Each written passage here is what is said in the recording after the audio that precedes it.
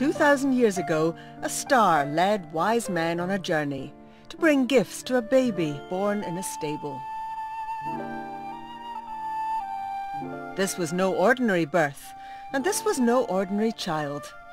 God had become one of us. Tonight, Julian Rhine-Tutt reads how the Word became flesh from John's Gospel. And to sing us towards Christmas, we have seasonal hymns from our congregation in Cheltenham, plus performances by Mary Jess, Libera, and Only Men Allowed.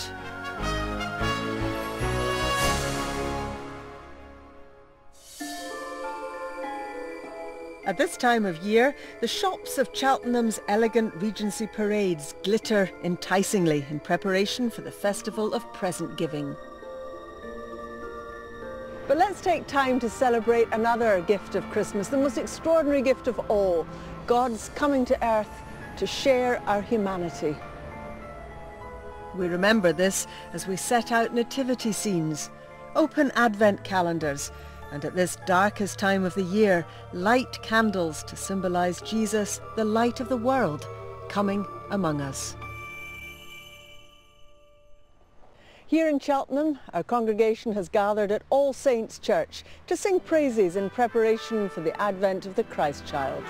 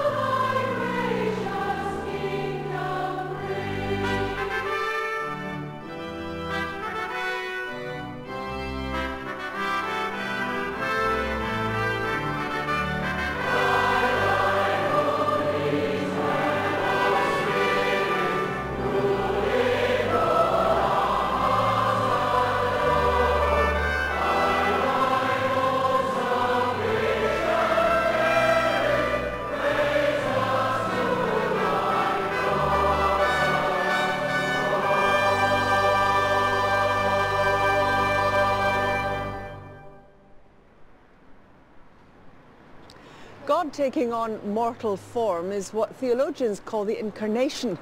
And maybe we need theologians to help us make sense of an idea so amazing. We define the incarnation as the idea that God, who made everything, who's the first mover of the universe, brought creation into existence. God enters space, time and history in the form of a human being, and that person was Jesus Christ.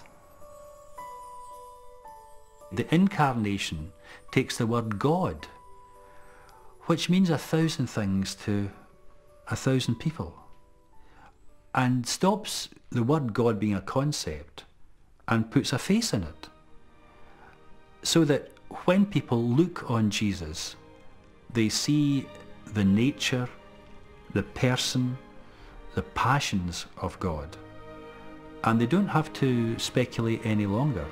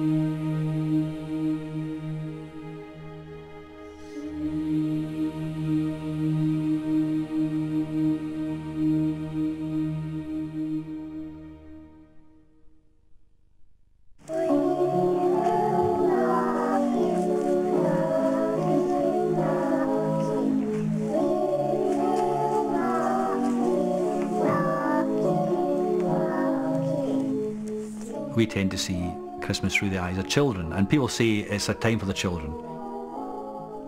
And we do nativity plays and imagine that the shepherds were 10 and that Joseph was 7.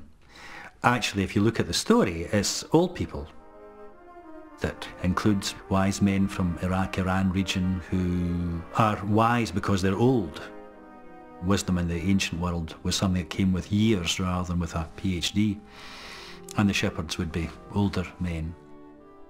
In this story, which is the centre of the Christian gospel, God entrusts to those who are on the periphery or who others might think are past it with the responsibility to let a new thing happen.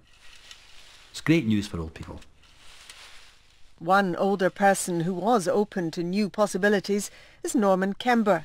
In 2005, aged 74 and enjoying a comfortable retirement, he volunteered to go to one of the most dangerous places on earth, Baghdad. Feeling frustrated by the failure of protests to stop the war, he went there with a Christian peacemaker team. One of the reasons was to prove that at 74 I wasn't quite past it, but I had some other reasons. I wanted to meet Iraqi people and I wanted to see how Christian peacemaker teams worked. I'm a great fan of Dietrich Bonhoeffer, who talked about the cost of discipleship, and if following Jesus doesn't involve some costs, there's something wrong with it. Pat, was this not a time when you were hoping that he might actually have slowed down and spend a bit more time at home? I wouldn't like to expect him to do nothing because it wouldn't be him. I accept that he had ideas, he wanted to do things, and he wanted to go to Iraq. I understood why he wanted to go. I couldn't have stopped him if I wanted to. While Norman was in Iraq, he was kidnapped and held hostage for 3.5 months. No, I remember being particularly upset when I realised I wasn't going to be home for Christmas. But when once one accepted that, that was it.